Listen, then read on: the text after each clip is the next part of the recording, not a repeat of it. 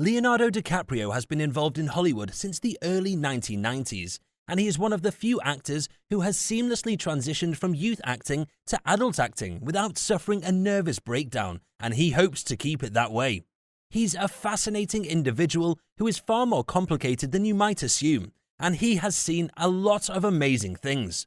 So for today's video, here are the 10 facts about Leonardo DiCaprio. But before we get into it, do me a favor and smash the like, subscribe to the channel and hit the bell button for notifications whenever a new video is published. Without further ado, let's jump right into the video. 10. He went to an experimental school.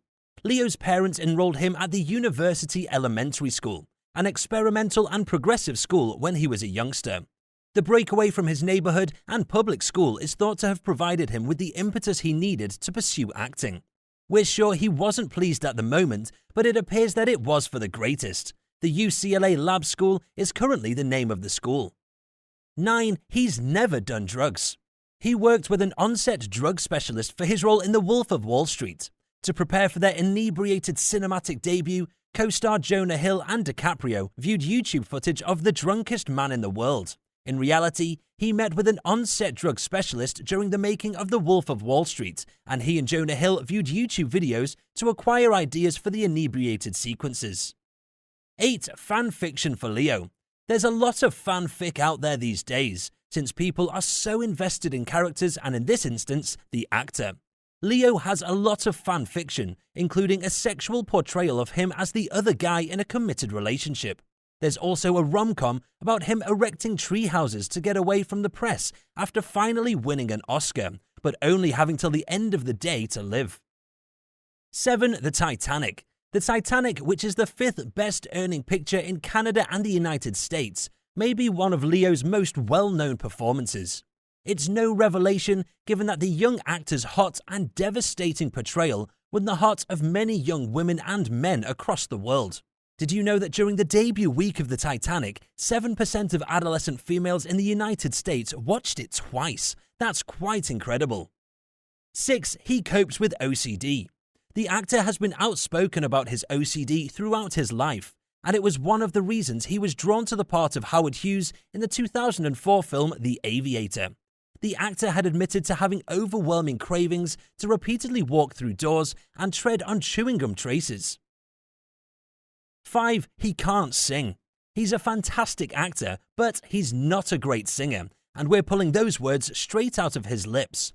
He wanted to be in the musical Moulin Rouge, but his atrocious voice was too much for him. Isn't he at least respectful and aware of his own skills and weaknesses? By the meantime, we would think he would have been fantastic in that picture. 4. His haircut was banned.